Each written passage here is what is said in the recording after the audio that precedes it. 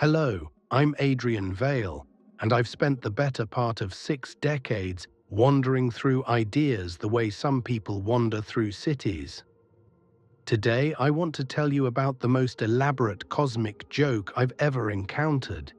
It's a joke so subtle, so perfectly constructed, that most of us spend our entire lives as its punchline without ever hearing the laughter. Picture this. Somewhere in a vast theatre, a character in a play suddenly stops mid-scene, looks out into the darkness beyond the stage lights, and asks, "Who wrote these lines I'm speaking? Who decided I should stand here, in this particular spotlight, saying these particular words?" The other actors stare at him, confused. The audience shifts uncomfortably. Because you see, characters aren't supposed to know their characters. That's not how the play works. But here's where it gets interesting. This character, in his search for the author, never thinks to look at the one thing that might give him a clue. The fact that he's asking the question at all. He searches everywhere, in the props, in the other characters, in the stage directions, but never in the search in itself. This is us. This is the human condition. And it's absolutely hilarious if you can step back far enough to see it. Let me ask you something. When you introduce yourself to someone new, what do you say? You probably tell them your name, maybe what you do for work, perhaps where you're from. I'm a teacher. I'm an engineer. I'm from Chicago. I'm a parent of 2. But notice something peculiar about all these statements. They're all descriptions of roles, aren't they? Functions, positions in the grand social theater we call civilization. And yet we say I am these things, not I play the role of, or I currently function as. We say I am. You put on a mask so long ago that you've forgotten it's a mask. Maybe it was in childhood when you learned that being the good kid got you approval, or being the funny one got you attention. Maybe it was later when you discovered that being the professional or the responsible one opened certain doors. These masks served a purpose. They were useful. They are useful. The ego, this sense of being a separate, defined self, isn't the enemy here. Let's be clear about that from the start. The ego is a necessary fiction, a useful tool for navigating the world. You need some sense of I to cross the street safely, to sign contracts, to remember which coffee order is yours at the cafe. The problem isn't that the mask exists. The problem is the forgetting. You look in the mirror and think, that's me, that's who I am. But pause for a moment. Who is the one looking? Who is the one thinking, that's me? You see the trap, don't you? There's an infinite regress hiding in plain sight. Every time you try to pin down the I, there's another I doing the pinning. It's like trying to use your hand to grab your hand. You can do it technically, but you haven't really accomplished what you set out to do. Let me tell you about a moment I had in Nepal years ago. I was sitting in a small tea house in the mountains, watching a group of monks perform a traditional dance. They wore elaborate masks, demons and deities, fierce and serene faces carved from wood and painted in brilliant colors. The dance went on for hours, and I found myself mesmerized not by the performance itself, but by a simple question. Did the monks forget they were monks while wearing those masks? Did they, for those hours, become the demons and gods they portrayed? After the performance, I asked one of them. He smiled, that particular smile that suggests your question has already answered itself, and said, "When I put on the mask, I am the deity." When I remove the mask, I am the monk. But who is the one putting on and taking off? This is the character's dilemma. The ego, your sense of self, is like that monk in the mask. It plays its role beautifully, convincingly. It has to, or the play falls apart. But somewhere along the way, something strange happened. The character became so absorbed in the performance that it forgot the performance was happening. It started to believe that the mask was the face, that the role was the reality, that the lines it spoke were its own original thoughts. And then, inevitably, the character begins to suffer. Because masks are rigid and life is fluid. The role has boundaries, and existence is boundless. You try to fit the infinite into the finite, and it's like trying to pour the ocean into a teacup. It doesn't work, it can't work. But instead of questioning the teacup, you question the ocean. Why doesn't life fit into my idea of how it should be, you ask? Why do I feel this vague sense of wrongness? This persistent dissatisfaction? The character searches for the author, for someone or something to blame, for a reason why the script isn't going the way it thinks it should. It looks everywhere, in relationships, in achievements, in philosophies and religions and self-help books. But it never thinks to look at the looking itself.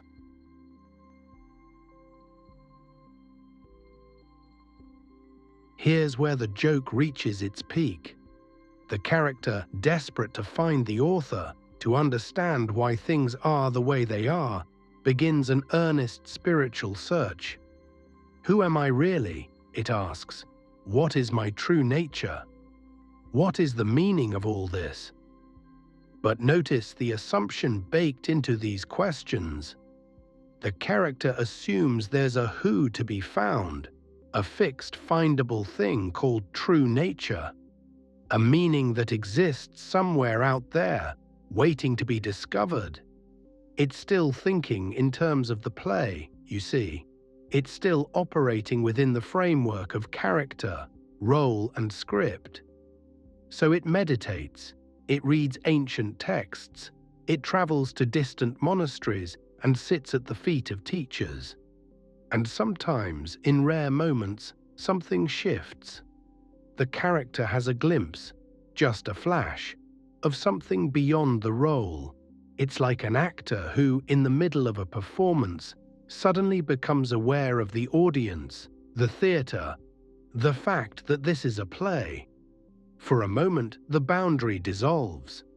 But here's the tricky part. The moment the character tries to grasp that experience, tries to own it, tries to say, I have found it, I am enlightened, I know who the author is, the mask snaps back into place, because who is the one claiming enlightenment?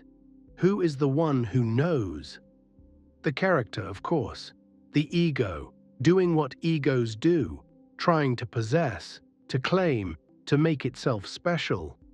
I've seen this pattern countless times in my travels, people who've had profound experiences, genuine glimpses beyond the mask, who then spend the rest of their lives building new, more elaborate masks around those experiences.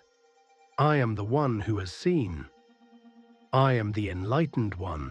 I am the one who knows. Different costumes, same theater. The greatest spiritual teachers throughout history have pointed to this trap. They've said, in 1,000 different ways, you're asking the wrong question. Not who am I, but what is this I that's asking? Not how do I find my true self, but who is looking for a self to find? So what's the punchline? What's the resolution to this cosmic joke? Here it is. There isn't one. Not in the way the character wants there to be. The character wants a neat ending, a final revelation, a moment when everything clicks into place and it can say, aha, now I understand. Now I know who I really am. But that would just be another role, another mask, another character claiming to have found the author. The actual punchline, and this is where it gets beautifully absurd, is that the search itself is the author. The looking is what's being looked for. The question is the answer. Not in some mystical, vague sense, but quite literally. The awareness that's trying to find itself is already itself. It's like your eye trying to see itself without a mirror. It can't, not because it's not there, but because it's too close, too fundamental, too much the very basis of seeing itself. You are not the mask, but you're also not some hidden true self behind the mask. You're the space in which both the mask and the search for what's behind it appear. You're the theater, not the actor. You're the screen on which the movie plays, not any character in the movie. And here's the liberating part. Once you see this, really see it, the mask doesn't have to go anywhere. You can keep playing your role. In fact, you'll probably play it better, with more humor, more lightness, more creativity, because you'll know it's a role. You'll know it's a game. You'll know that the character you present to the world, your personality, your history, your preferences and opinions, is a beautiful, useful fiction, but a fiction nonetheless. The monk can wear the mask of the deity and dance with full commitment, full presence, full authenticity, precisely because he knows he's wearing a mask. The knowing doesn't diminish the performance, it enhances it, it frees it. So how do you live with this understanding? How do you function in the world when you've seen through the character? First, understand that seeing through the character doesn't mean the character disappears. Your ego, your sense of self, will continue to operate. It has to. You still need to pay your bills, maintain relationships, make decisions. The difference is that you're no longer fooled by it. You're no longer imprisoned by it. Think of it like this. When you watch a movie, you can be completely absorbed in the story, emotionally invested in the characters, moved to tears or laughter, while simultaneously knowing that you're sitting in a theater watching light projected on a screen. The knowing doesn't ruin the experience. If anything, it makes you appreciate the artistry more. Second, you'll find that a certain lightness enters your life. The things that used to feel like life or death matters. Your reputation, your status, whether people like you, whether you're successful by society's standards, these things become less heavy. Not unimportant necessarily, but less solid. You can care about them without being crushed by them. You can play the game without forgetting it's a game. Third, and this is perhaps the most surprising part, you'll discover a deeper compassion for others. Because you'll see that everyone around you is also a character who's forgotten. They're a character. Everyone is wearing a mask they think is their face. Everyone is searching for an author they think is separate from themselves. And instead of judging them for it, or trying to wake them up, with your newfound wisdom, you'll simply see the humor and the poignancy of it all. You'll see the CEO desperately trying to prove his worth through achievements. You'll see the spiritual seeker desperately trying to prove her worth through non-attachment. You'll see the rebel desperately trying to prove his worth through not caring about worth. Different masks, same theater, same forgotten forgetting, and you'll love them for it. Not in a condescending way, but in a genuine way. Because you'll recognize that their struggle is your struggle, their confusion is your confusion, their search is your search. We're all characters in the same play, all looking for the same author, all missing the same obvious joke. I want to be clear about something before we close. I'm not offering you a new philosophy to believe in. I'm not giving you a new mask to wear, even if this one is labeled the one who sees through masks. That would just be another layer of the joke, another costume in the character's wardrobe. What I'm offering is simpler and more difficult than that. I'm inviting you to look, not to believe what I'm saying, but to investigate it for yourself. Right now, as you're listening to these words, who is listening? Can you find that one? Can you locate the you that's here in this? Try it. Stop and look. Where is the listener? Is it behind your eyes, in your head, in your chest? The moment you point to a location, notice that there's an awareness of that location. So the awareness can't be the location itself, can it? It's more fundamental than any location. Or try this. Notice that you're aware right now.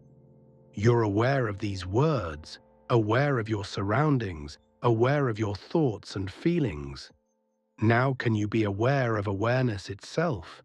Can you step back and observe the observer? You'll find that you can't. Not really. Because the moment you try, you're already it. The observer is already the observing. The awareness is already the being aware. This isn't a trick or a puzzle. It's an invitation to notice what's already the case. The character has been searching for the author, but the character is a movement within the author's awareness. The mask has been trying to find the face, but the mask is an appearance within the space of the face's seeing. You are that space. You always have been. You couldn't not be, even if you tried. The forgetting is part of the play. The searching is part of the dance. The confusion is part of the joke. And now, maybe, the remembering can be part of it too. I started by telling you this was a joke, and I meant it. But I want to end by acknowledging that it's also not a joke. It's your life. It's the only life you have, as far as you know. And whether you spend it imprisoned in the character or free in the awareness that holds the character, whether you live in the confusion or the clarity, matters. It matters to your happiness, your peace, your capacity to love and be loved. But it matters in the way a movie matters. Deeply, genuinely, while it's playing.